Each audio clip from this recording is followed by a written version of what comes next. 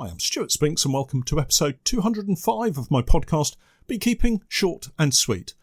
A late March cold snap and the bees are again clustering tightly against sub-zero overnight temperatures.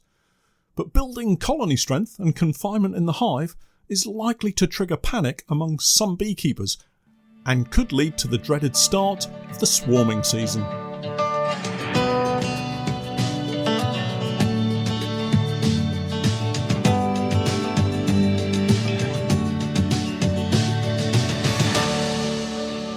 Beekeeping Short and Sweet, a beekeeping podcast for the inquisitive beekeeper with a short attention span. A beekeeper, in fact, just like me. I'm delighted to say that our podcast is now sponsored in part by Simon the Beekeeper. Making beekeeping an affordable hobby for everyone, Simon the Beekeeper provides the best value beekeeping equipment possible, along with a super fast delivery service. The bees won't wait, so their customers don't have to either. Visit the website at www.simonthebeekeeper.co.uk. Hi everyone, and welcome to another weekend dose of your favourite beekeeping podcast. Well, at least I like to think it's your favourite beekeeping podcast. Episode 205 already. Where has that time gone? I was searching through my YouTube videos a few days ago, trying to find a video that I had produced showing chalk brood for a beekeeper who hadn't seen it before and was worried they had an infection. I found the video and at the same time discovered that I've been posting videos for 10 years now. When I think back to those early videos, it seems such a long time ago, and so much has changed for me as a beekeeper. But I still wake up each morning and feel excited to go to work. How lucky am I? Having said just how lucky I am, I was caught out on Friday morning by the snow showers that swept across Norfolk, some really heavy, windy showers that covered the fields and roads with a fresh covering of snow. Not that it lasted for long, but my timing was absolutely rubbish. But before I go on to tell you about Friday, I need to rewind. Last weekend, I travelled all the way down to the south coast of England, to a place called Bexhill-on-Sea. I travelled down there to collect a cold store of all things, and I'll explain in a moment. What an incredibly beautiful part of the country it is. I'm ashamed to say it's the first time I've really been south of the M25. Anyway, back to Bexhill-on-Sea and the cold store. One of my biggest challenges this year, I hope, is going to be managing the extraction process. With so many more colonies, I'm hopeful it will result in many more supers of honey. At least that's the plan. And let's face it, I need the honey production to pay back the cost of buying all of this new equipment that we have. But let's not worry about that right now. The process of honey extraction has, for me, always been fairly straightforward. Clearer boards on, leave overnight, remove the supers the following morning, transport them back to base, spend the day extracting honey, and repeat.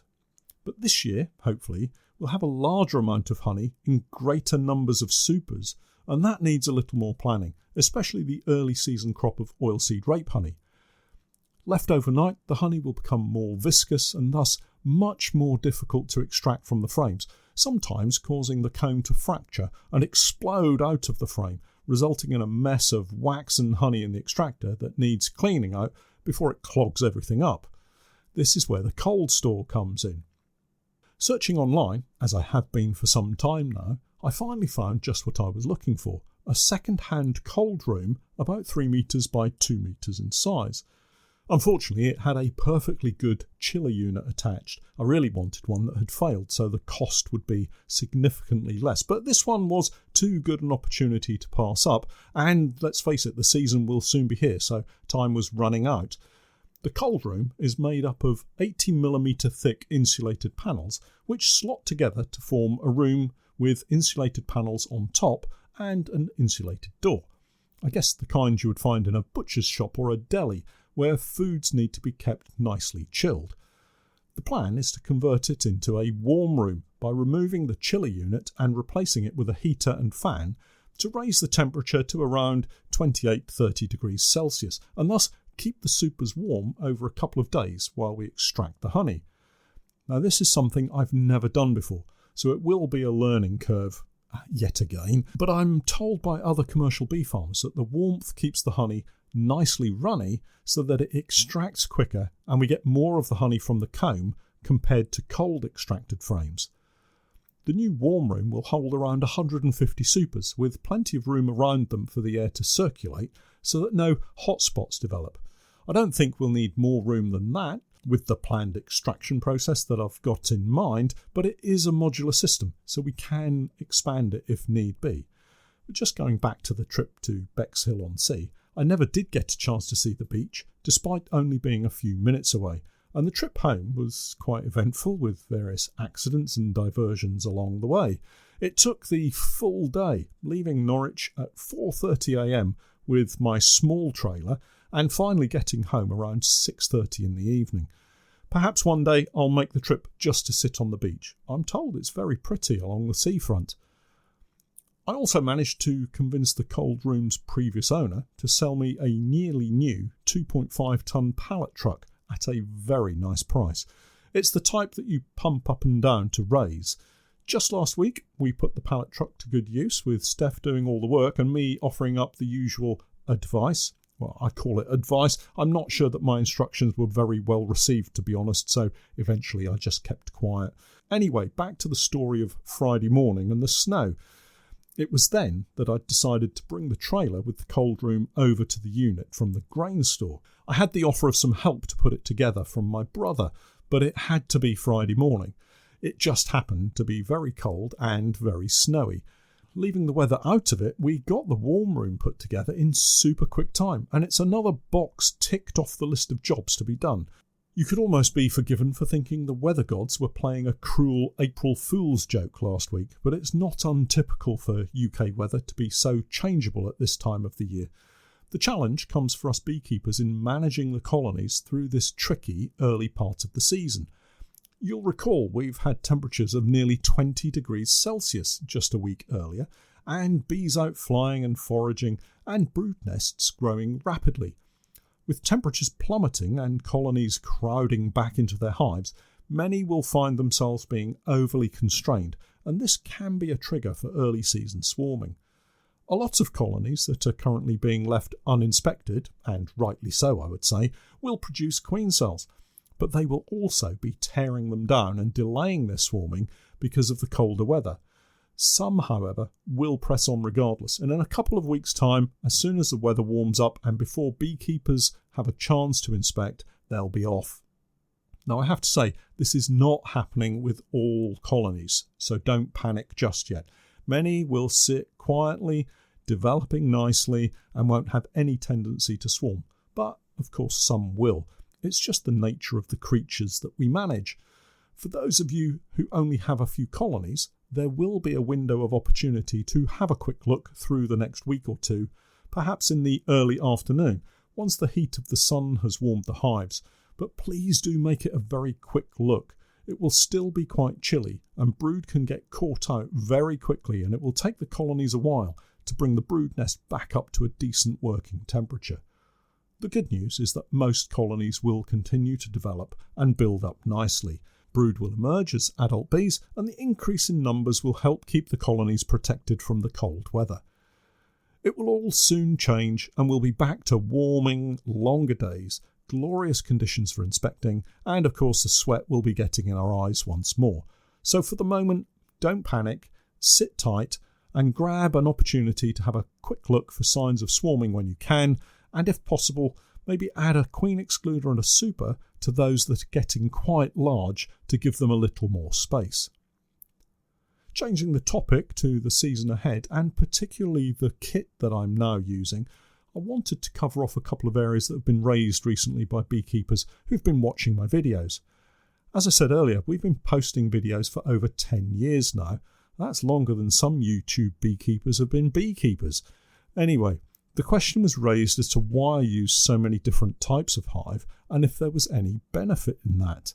Well, to answer the second question first, absolutely not. There's no benefit to me at all, really, in terms of making my beekeeping life easier. In fact, having so many different hive types means it gets quite complicated sometimes.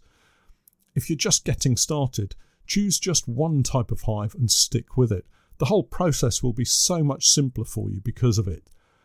The reason we have so many different types of hive is purely to show everyone on video the pros and cons of each one. I can't really comment on something if I've no experience, and so that's why we have them.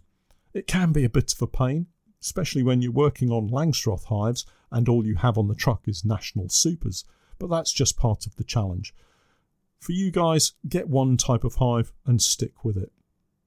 The other question I had was regarding the increase in the use of plastic in my beekeeping operation and why, when everyone is generally trying to cut back on the use of plastic, I was buying in so much more.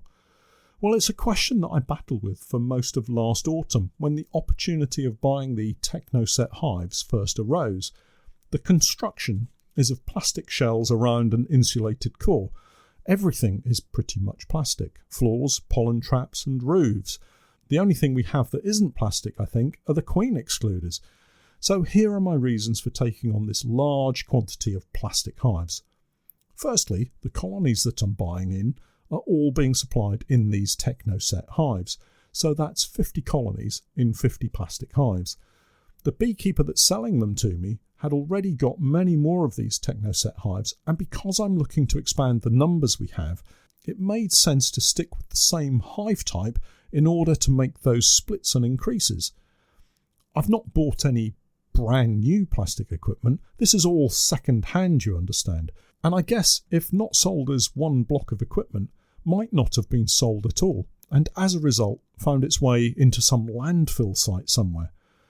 The equipment is generally in very good condition, and as such I anticipate it lasting for many years, and as I said in my latest video, I expect it will probably outlast me. Now that is a sobering thought. I don't think I would have been able to increase the number of colonies and hives I'm now able to move into if I hadn't purchased this second-hand equipment, and this opportunity presented itself at perhaps the right time for me. Finally, to cover off the question of preference, what would I have bought if money was no object? I think I would have continued to develop my honeypore polyhives. So I think when everything is taken into consideration, I'm making the best of the situation that's available to me, and at least I'm recycling equipment that's already in use, and that to me makes perfect sense. Changing the topic again, I've recently been sent a smart-looking jacket and veil combo from Simon the Beekeeper. They've asked me to try it out for them and to shoot a video showing the pros and cons, something that we'll do as the weather warms up a bit more.